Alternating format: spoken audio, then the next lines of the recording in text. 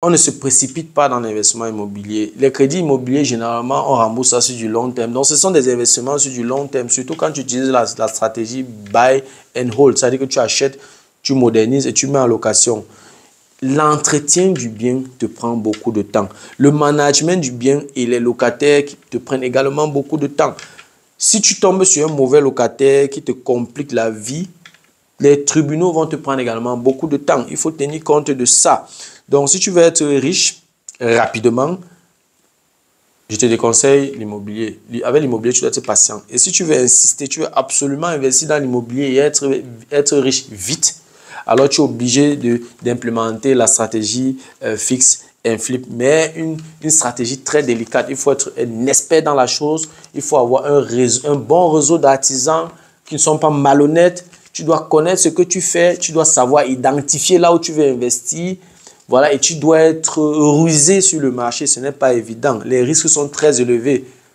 Et comme on dit souvent, rendement élevé égale à risque élevé. Donc, comme les risques sont élevés, c'est également comme ça que tu peux te faire beaucoup d'argent.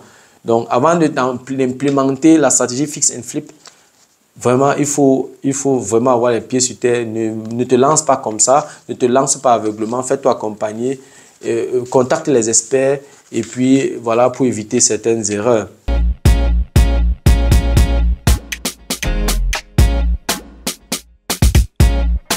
Salut à toi et merci encore une fois de plus d'avoir cliqué sur ma vidéo. Si c'est ta première fois de passer par ici, je m'appelle Fabrice Zopop. Je suis ingénieur en génie mécanique et en même temps investisseur immobilier depuis plusieurs années déjà. Dans cette chaîne, je parle de deux thèmes. Je parle d'intelligence financière, je parle d'investissement immobilier. Voilà, si ces deux thèmes t'intéressent, abonne-toi tout simplement à cette chaîne pour ne manquer aucune vidéo.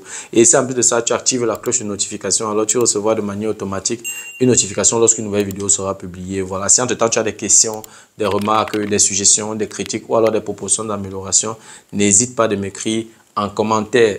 Un like me ferait énormément plaisir. Si tu as besoin de mon expertise, tu peux me contacter à tout moment via les coordonnées qui s'affichent à l'écran. Tu peux également me recommander auprès de tes proches pour leur permettre de profiter également de mes connaissances. Quand je parle de connaissances ici, je parle d'accompagnement dans l'investissement immobilier, je parle d'accompagnement dans la fiscalité immobilière, je parle de formation immobilière qui peut être en présentiel, qui peut être virtuelle. Voilà, si tu aimerais mettre de l'ordre dans tes finances, tu peux également me contacter. Si tu aimerais faire grandir ton patrimoine immobilier, tu peux également me contacter. Si tu as des proches qui aimeraient investir dans l'immobilier, qui vivent en Allemagne ou pas, tu peux également me mettre en contact avec eux. Voilà, dans la vidéo d'aujourd'hui, je t'ai apporté 5 inconvénients de l'investissement immobilier. L'investissement immobilier n'est pas toujours rose, hein, c'est pas toujours beau, c'est pas toujours, il n'y a pas seulement que les avantages, il y a également des inconvénients. Donc, je t'ai apporté 5 inconvénients. 5 inconvénients de l'investissement immobilier dans la vidéo d'aujourd'hui. Si tu veux en savoir plus, reste scotché la suite juste après le générique.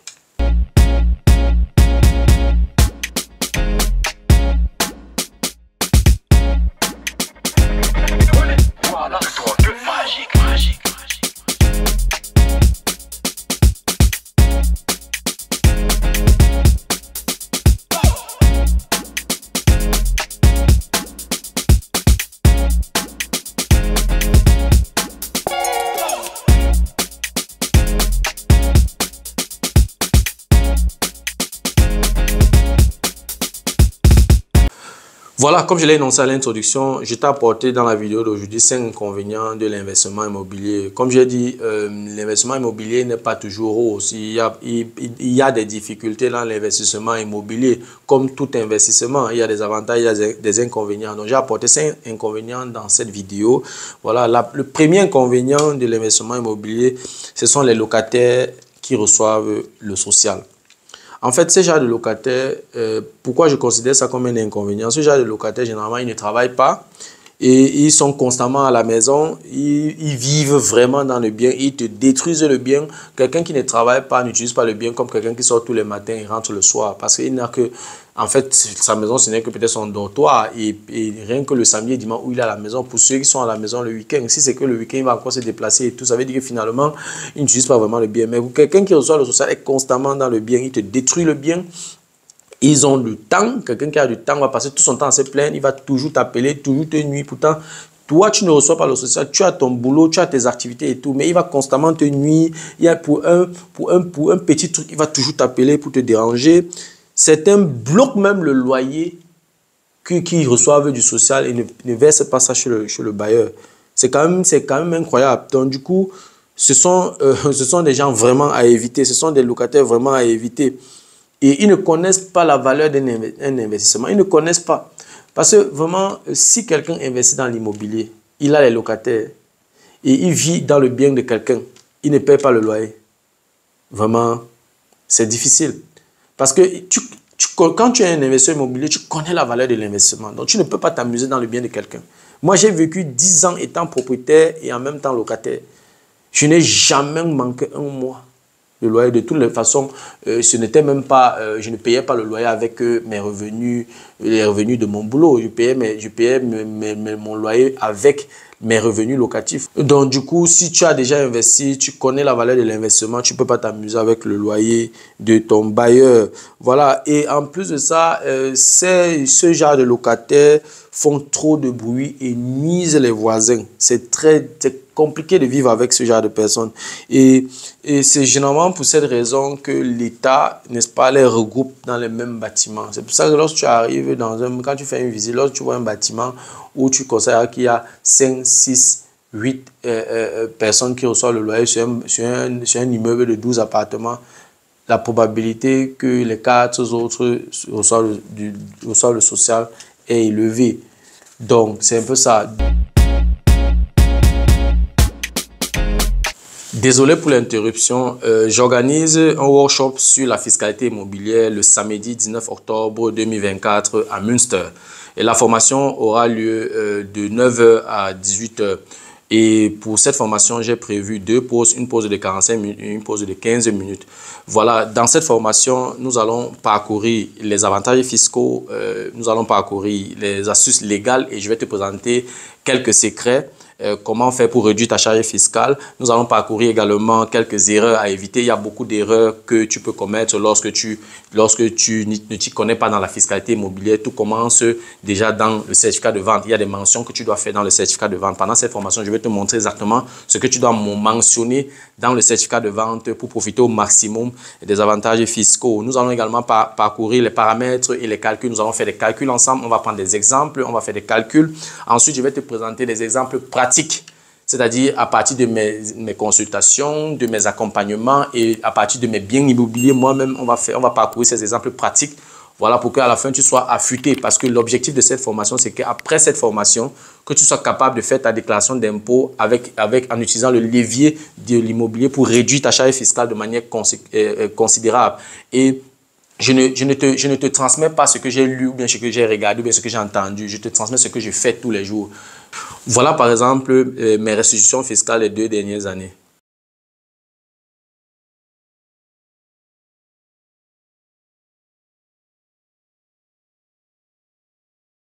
Et par la suite, donc, j'ai prévu une rubrique sur les questions-réponses. Et les questions ne seront pas seulement basées sur la fiscalité immobilière. Ça peut être une quelconque préoccupation dans l'investissement immobilier. Tu peux également me poser toutes tes questions. Si tu as des préoccupations, tu regroupes toutes ces préoccupations. On pourrait en discuter ce jour-là. Si j'ai un peu de temps, on peut encore échanger. Et si on n'a plus assez de temps, on peut remettre ça à une prochaine fois. On peut continuer la conversation, même de manière virtuelle, sous forme de consultation, mais cette fois-ci, ce ne sera pas payante. J'ai également prévu une documentation dans ce sens. Donc, si tu as une quelconque préoccupation dans l'investissement immobilier, c'est une occasion en or de venir avec tes préoccupations. Et aussi, ça va permettre également aux participants d'être en réseau, de créer un réseau. C'est très important. Normalement, si vous voulez investir dans l'immobilier, il faut être en réseau parce que tu ne peux pas être partout à tout moment. Quelqu'un avec qui tu es en réseau peut te débloquer une situation loin de ton lieu d'habitation. Le workshop va coûter 1 000 €, y compris le repas et la boisson. Le repas et la boisson seront offerts par Imogénie Academy. Donc, voilà, n'hésite pas de réserver ta place. Et si tu veux réserver ta place, tu peux me contacter à tout moment via les coordonnées qui s'affichent à l'écran. Voilà, je serais ravi de te compter parmi les participants. On se dit donc au revoir et à très bientôt. Ciao. Le deuxième inconvénient de l'investissement immobilier, c'est le rapport qu'ont les gens avec l'argent. Tu peux avoir des locataires qui subitement tombent en faillite, ça peut arriver. Ça peut être une perte d'emploi, ça peut être un cas de maladie, ça peut être un cas d'accident. Tu as également certains locataires qui refusent de payer carrément leur loyer. Parfois, ils ont la conception selon laquelle voilà, tu as pris le crédit à la banque et c'est eux qui sont en train de rembourser. Donc, ils mettent ça dans leur tête. Ils mettent ça dans leur tête qu'en payant le loyer, ils enrichissent le bailleur. Ils oublient très vite que pour que le bailleur ait effectué cet investissement, il a fallu que le bailleur ait un apport personnel, un fonds propre, que le bailleur ait une bonne solvabilité. Et une bonne solvabilité ne se prépare pas en 1 an, en 2 ans. Tout ce que tu as fait dans ta vie, c'est ça ta solvabilité. Si tu n'as pas appris un bon métier où tu as un salaire considérable, ou quand tu vas aller voir la banque va te prendre au sérieux, tu n'auras pas de crédit immobilier. Donc la solvabilité, ce n'est pas un truc qu'on fait en 2 jours. C'est ce que tu fais depuis que tu es né en fait. C'est ce que tu es aujourd'hui, c'est ce que tu as eu à faire depuis que tu es né aujourd'hui qui fait de toi ce que tu es aujourd'hui. Donc du coup, la solvabilité, ce n'est pas une histoire de 2 jours, bien de 2 ans. Donc, il oublie très vite que tu as pris du temps pour préparer ta solvabilité, pour avoir une bonne solvabilité. Tu as mis de l'argent, tu as eu des fonds propres que tu as injectés. Et parfois même, il faudrait que chaque mois que tu injectes un peu d'argent dans l'investissement pour que ça fonctionne. Et le crédit est en ton nom. C'est le crédit en ton nom. Et c'est toi qui cours les gros risques. Ça, il oublie, il ne peut pas comprendre parce qu'il ne connaît pas la valeur de l'argent. Troisième inconvénient de l'investissement immobilier, les travaux d'entretien ou les travaux de modernisation. Ce que tu dois savoir, ça, ce sont les réalités du terrain. Plusieurs artisans sont malhonnêtes, chers et paresseux. Oui, ce n'est pas facile de tomber sur des bons artisans. C'est pour ça que lorsque tu tombes sur des bons artisans, il faut signer. Il faut tout faire pour travailler en réseau. Lorsque tu as fourni 2, 3, 4, 5 marchés à des artisans, tu commences à être intéressant pour eux. Donc, même s'ils sont malhonnêtes envers les autres, ils ne sont pas malhonnêtes envers toi. Donc, il faut mettre ça dans ta tête. Ne dis pas que non, c'est seulement en Afrique que les techniciens sont malhonnêtes. Partout, partout les techniciens sont malhonnêtes. Ils sont malhonnêtes, chers et paresseux. Donc, tu peux tomber sur certains artisans qui peuvent te faire perdre beaucoup de temps dans les tribunaux. Certains artisans prennent tout leur temps, travaillent à leur rythme et parfois ils ne respectent même pas les deadlines, ils s'en foutent. Ils ne respectent pas les deadlines, ils ne respectent pas le budget. Et tout ça, et puis ça plombe carrément ta planification et ils n'ont pas de problème. Le plus important, c'est que tu payes leur argent. Donc, il faut faire très attention. Je te conseille même de faire la police derrière eux. Et voilà, généralement, moi, je travaille comment? Lorsque j'achète un bien loin de ma zone d'habitation, j'exige un rapport journalier. Parfois, il y a des appels vidéo. Et chaque jour, je veux avoir un rapport. Je dois être au parfum de ce qui se passe. Et je m'arrange à ce qu'au moins, si les travaux vont durer peut-être 8 semaines, je m'arrange à aller là-bas au moins 8 fois. C'est-à-dire qu'une fois chaque semaine pour lancer un coup d'œil. Ou alors, si c'est trop difficile, 4 fois. C'est-à-dire chaque 2 semaines, une fois. C'est très important pour voir comment les travaux avancent. Et généralement, quand j'y vais, ce n'est pas pour 2 heures de temps. Je m'en vais pour passer toute la journée. Parfois, je dors même, je rentre le lendemain. C'est très, très important. Donc, tu auras des artisans qui ne respectent ni les deadlines, ni le budget. Et là, ça va complètement plomber ta planification. Donc, il faut faire la police derrière eux. Il y a également les coûts de travaux qui augmentent parfois pendant le déroulement des travaux. Et ce qui déstabilise ta planification. Donc, vous pouvez commencer, vous faites une planification peut-être sur 20 000 € des frais de modernisation. Mais il y a une fluctuation sur le marché. Par exemple, les coûts des matériaux de construction augmentent. Il y a toute une variation et tout. On avait prévu acheter ça à 100 €. Ça va plutôt coûter 150 € et tout. En fin de compte, ça fait le budget exploser. Donc, il y a des artisans comme ça qui vont te faire tomber dans ce genre de situation et tu dois calculer aussi, généralement calculer avec une petite réserve parce que les coûts des travaux peuvent augmenter pendant le déroulement des travaux. Le quatrième inconvénient de l'investissement immobilier, c'est que l'investissement immobilier est comme la drogue. Quand on commence à acheter les biens immobiliers, on ne s'arrête plus. Depuis que je suis entré dans l'investissement immobilier, depuis que j'ai acheté mon premier bien immobilier, au départ, j'étais parti sur la base d'acheter juste 2 biens. J'ai continué, après 5 biens, j'ai continué, après 10 biens, j'ai continué. En fait, je continue, quand je trouve voilà, un bien qui est intéressant, moi j'achète. Donc, je n'ai plus de limite. Si quelqu'un me dit, par exemple, que tu vas atteindre quelle limite, je ne sais pas. Je trouve un bon bien, j'achète. J'achète parce que je ne sais pas à quel niveau ça me fait mal. Moi je dors tranquille avec les chiffres. Quand je regarde la plupart de mes relevés de compte, de mes investissements et tout, quand je vois les costauds de dette et tout, moi je n'ai pas de problème avec ça parce que ce sont des investissements solides. Dans 10 ans, les gens vont toujours chercher le logement pour y vivre. Dans 20 ans, pareil. Dans 30 ans, pareil. Donc, du coup, voilà, je n'ai aucun problème avec ça. Donc, pour moi, l'immobilier, l'investissement immobilier, c'est la drogue. Donc, on ne s'arrête pas lorsqu'on a commencé. Et aussi, il y a un problème dans le marché immobilier, c'est que tu peux acheter un bien immobilier quelque part où, par exemple, ce bien te fait perdre. Quand il dit perdre, ça veut dire que tu injectes l'argent à l'intérieur pour que l'investissement fonctionne. Tu auras toujours dans ta tête que, bon, j'ai acheté le bien ici, par exemple, à Munich, où le rendement est 4%. Or, la banque me demande 6%. Ça veut dire qu'il y a 2% que je dois compléter chaque année. Alors, pour pouvoir équilibrer ça, il faut que je m'avais acheté dans une ville simple, une ville où je vais avoir un rendement même de 6,5% pour que lorsque je fais 6,5%, de deux côtés, l'annuité est de 6%. J'ai 6,5% ici, j'ai 4% ici, ça fait 10,5% maintenant. Et quand je regarde maintenant les 12% de l'annuité, il ne reste que 1,5%. Donc, je suis quitté de 2% à 1,5%. En achetant le deuxième bien, j'ai essayé d'équilibrer mon modèle économique. Donc, tu seras toujours en train de vouloir acheter d'autres biens, n'est-ce pas, pour équilibrer ton modèle économique. Beaucoup de personnes le font. Moi-même, je le fais. Donc, en fait, tu es toujours dans l'optique d'améliorer tes investissements, de rendre ton portfolio un peu plus sain. Et c'est de bonne guerre. Prenons un simple exemple. L'année passée, tu as acheté 2 biens immobiliers dont le rendement moyen est de 5%.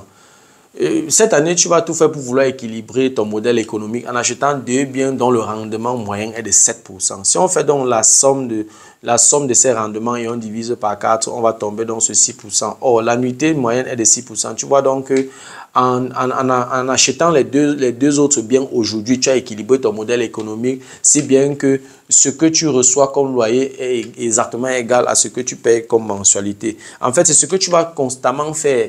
Tu vas toujours vouloir rendre ton portfolio un peu plus sain. Et c'est une bonne chose. C'est une bonne chose, n'est-ce pas? En fait, on veut toujours tout faire. On veut toujours acheter pour assainir son portfolio. C'est de bonne guerre. Si tu as la solvabilité et tu as les fonds propres, pourquoi pas? Et aussi, il y a encore une autre chose qui influence, c'est les avantages fiscaux. Lorsque tu fais ta déclaration d'impôt pour un bien, tu te rends compte que, hey, donc, l'administration fiscale pouvait me restituer beaucoup d'argent comme ça. Alors que ce que tu fais, ça te motive à acheter davantage. Donc, tu seras toujours en train d'acheter d'autres biens. Oui, l'investissement doit être solide, mais lorsque tu vois également tous les avantages fiscaux qui sont liés à ces investissements, tu ne peux pas te décourager, tu ne peux pas rester tranquille. Donc, ce que je dois te dire, ce que tu dois retenir dans cette vidéo, c'est que plus tu as les biens, plus tu es protégé contre la faillite et plus tu as du travail, c'est clair. C'est quelqu'un qui a un 5 biens, manager 5 biens, ce n'est pas manager 10 biens.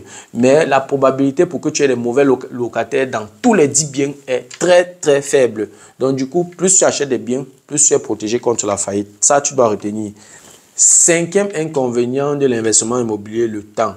L'investissement immobilier n'est pas passif. Si quelqu'un te dit que l'investissement immobilier est passif, c'est qu'il te ment. L'investissement immobilier nécessite beaucoup de temps, surtout au début. Au début, tu dois acquérir le bien. S'il y a à moderniser, tu dois moderniser. Après la modernisation, tu dois chercher le locataire. Ça prend beaucoup de temps. Voilà, une fois que ça fonctionne, tu n'as plus trop de travail, mais de temps en temps, tu dois travailler parce que le locataire peut t'appeler à tout moment s'il y a peut-être un problème ou alors en fin d'année, tu dois lui remettre la facture, n'est-ce pas, de ses frais supplémentaires de consommation et tout. Bref, tu es toujours constamment en train de travailler. Ça, si tu as un bien, c'est encore facile, mais quand tu as 5 biens, 10 biens, 15, 20 biens, voilà, tu as besoin de beaucoup de temps. Et l'investissement immobilier, ce que je dois encore te rappeler, c'est que l'investissement immobilier est rentable sur le long terme. Tout ce que tu fais sur du court terme en utilisant par exemple la stratégie fixe on fixe, c'est une stratégie très très dangereuse, c'est lié à des risques très élevés. Mais lorsque tu connais ce que tu fais et que tu identifies le bon bien, c'est-à-dire le bien à un bon prix au bon endroit et que tu revends ça vite, tu peux rapidement entrer dans tes frais et tu te fais beaucoup de bénéfices. Donc, tu as également les travaux d'entretien, les travaux de modernisation, les travaux d'aménagement qui te prennent beaucoup de temps. Lorsque tu achètes un bien immobilier, par exemple, que tu veux mettre en location pour les étudiants, tu dois d'abord moderniser, ensuite tu dois meubler, ensuite tu dois chercher le locataire, tu dois entretenir, tu dois faire les visites et puis tu dois préparer les contrats de bail et tout ça, c'est beaucoup de temps. Et quand tu es également propriétaire, il y a ce qu'on appelle les assemblées générales. Tu dois participer aux assemblées générales. quand on organise les assemblées générales des propriétaires, tu dois y participer généralement 2 fois par an. Il y a aussi ça. Et parlant de temps, on ne se précipite pas dans l'investissement immobilier. Les crédits immobiliers, généralement, on rembourse ça sur du long terme. Donc, ce sont des investissements sur du long terme, surtout quand tu utilises la stratégie buy and hold. C'est-à-dire que tu achètes, tu modernises et tu mets en location. L'entretien du bien te prend beaucoup de temps. Le management du bien et les locataires qui te prennent également beaucoup de temps. Si tu tombes sur un mauvais locataire qui te complique la vie, les tribunaux vont te prendre également beaucoup de temps. Il faut tenir compte de ça. Donc, si tu veux être riche rapidement, je te déconseille l'immobilier. Avec l'immobilier, tu dois être patient. Et si tu veux insister, tu veux absolument investir dans l'immobilier et être riche vite, alors tu es obligé d'implémenter la stratégie fixe and flip, mais une stratégie très délicate. Il faut être un expert dans la chose. Il faut avoir un bon réseau d'artisans qui ne sont pas malhonnêtes. Tu dois connaître ce que tu fais. Tu dois savoir identifier là où tu veux investir. Voilà, et tu dois être rusé sur le marché. Ce n'est pas évident. Les risques sont très élevés. Et comme on dit souvent, rendement élevé égale à risque élevé. Donc, comme les risques sont élevés, c'est également comme ça que tu peux te faire beaucoup d'argent. Donc, avant d'implémenter la stratégie fix and flip, vraiment, il faut vraiment avoir les pieds sur terre. Ne te lance pas comme ça. Ne te lance pas aveuglement. Fais-toi accompagner. Contacte les experts. Et puis, voilà, pour éviter certaines erreurs. Ce que tu dois savoir, c'est qu'avec l'immobilier, tu ne peux pas être riche rapidement, mais tu seras riche à coup sûr sur le long terme. En fait, avec l'immobilier, on n'est pas pressé. Il faut prendre ton temps. Fixe-toi 5, 10, 15, 20 ans. Voilà, et tu seras riche à travers l'immobilier à coup sûr, mais sur le long terme. Voilà, c'est donc à toi de définir si tu veux être riche rapidement. C'est à toi de définir la vitesse à laquelle tu vas atteindre ta liberté financière. Moi, je te conseille d'aller à ton rythme, de définir ton propre rythme qui te convient. Voilà, en fonction de tes objectifs, en fonction de tes convictions, tu pourras définir donc ta vitesse d'exécution. Voilà, c'était tout pour la vidéo d'aujourd'hui. J'espère que la vidéo t'a plu. J'espère que la vidéo a été à la hauteur de tes attentes. Voilà, si la vidéo t'a plu, je te prie de la partager au maximum. Et si les contenus de cette chaîne t'intéressent, abonne-toi tout simplement à cette chaîne pour ne manquer aucune vidéo. Et si en plus de ça, tu actives la cloche de notification, alors tu recevras de manière automatique une notification lorsqu'une nouvelle vidéo sera publiée. Voilà, si entre-temps tu as des questions, des remarques, des suggestions, des critiques ou alors des propositions d'amélioration, n'hésite pas de m'écrire en commentaire. Un like me ferait énormément plaisir. Si tu as besoin de mon expertise, tu peux me contacter à tout moment via les coordonnées qui s'affichent à l'écran. Tu peux également me recommander auprès de tes prochains pour leur permettre de profiter également de mes connaissances. Merci encore pour ta disponibilité. Merci pour ton attention. C'était Fabrice de Imo Génie. On se dit donc au revoir et à la prochaine. Ciao.